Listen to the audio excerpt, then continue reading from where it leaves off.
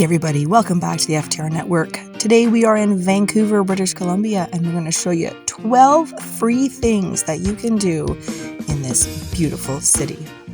I do want to note that as this city is very transit friendly, there are a few things on this list that do require a car or an Uber. Now with transit, it is a great idea to, if you have a car, to take it and park it at Scott Road Station.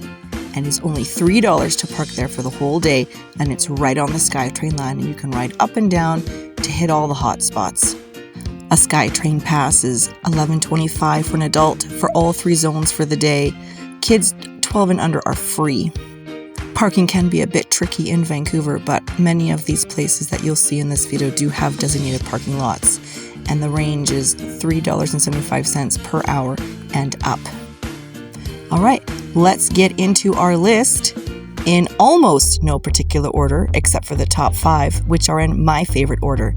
Here we go. The Vancouver Art Gallery hosts a free Friday on the first Friday of the month between 4 and 8. Otherwise, it is paid admission, but those 18 and under are always free. Although there are things that you can pay to do in Canada Place, generally speaking, just to walk around and explore it, it is free. And why not check out the Olympic cauldron that was there from the Vancouver 2010 Olympics? And sticking with that Olympic theme, why not stop by the Olympic Village that is near Science World?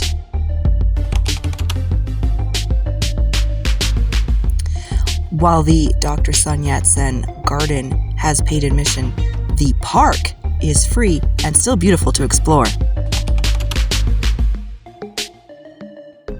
Granville Island, although not one of my favorite places to be, is a hotspot, and it is free with the exception of any parking or shopping that you do there, but to walk around, $0. Old Gastown is aesthetically pleasing to the eye. It's full of indie art galleries, hip eateries, and cool Victorian buildings.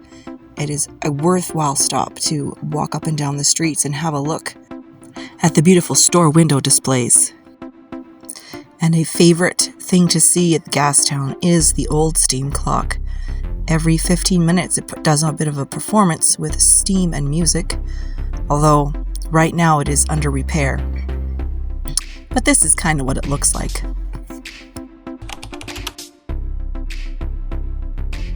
Queen Elizabeth Park is beautiful during the majority of the year.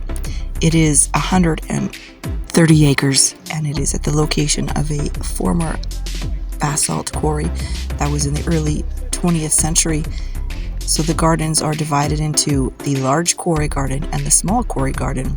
And then there's, of course, plenty of trails and green space to have your picnics and your barbecues and frisbee golf and all that fun stuff. I'm a big fan of the beach, so Vancouver Beaches are at the top of my list, and there are no shortage of beaches to choose from. There is Spanish Banks, Locarno, Jericho, Kitsilano, English Bay, First Beach, Third Beach, Second Beach, and then there's some in the North Shore, and then you go into the south, like the Delta and the White Rock. There's beaches everywhere, and I love it. Right now it is low tide, as you can tell. I love low tide. You can see lots of cool things. And bonus, at the Jericho Beach, near the Sailing Club, there are bunnies, and they are very cute, and you're not allowed to feed them, but many people do. And they're quite tame because they're used to being around so many people. And if you're very lucky, you might even get to pet one. But they are super adorable, and we love to see the bunnies.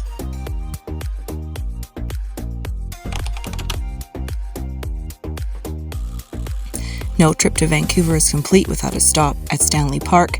This is a very large, iconic park with many things to explore and see within, including this old hollow tree and the famous totem poles.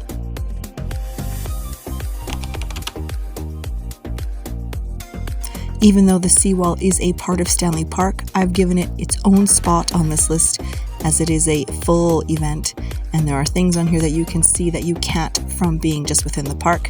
The loop is 28 kilometers long, and the best way to experience it is with a bike.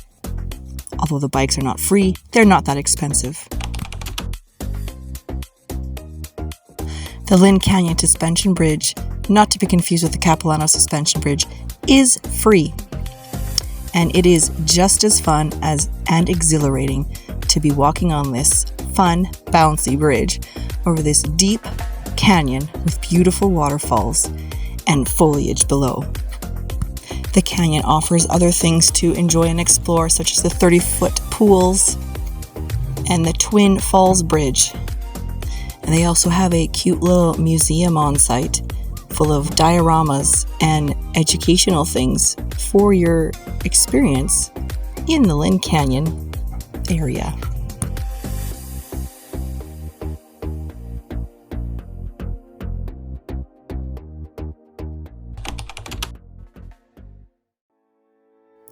Number 1 on this spot is the Pacific Spirit Regional Park.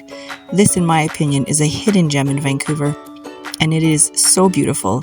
It is a temperate rainforest, and you can just see blankets of moss covering everything and mist rising in the sunlight, and the smell, fresh air cannot be described. And beautiful trails. This trail that we are on is specifically the Sword Fern Trail. And I'm actually glad it's a hidden gem because there's barely any people. You almost have the park all to yourself, with the exception of a couple locals walking their dogs here and there. But it is beautiful and my absolute favorite thing to do in Vancouver. And there you have my list of 12 free things to do in Vancouver. I hope you get the chance to check out some of these. And if you like this video, please do like, subscribe, and share so you can continue to see more videos like these. Take care.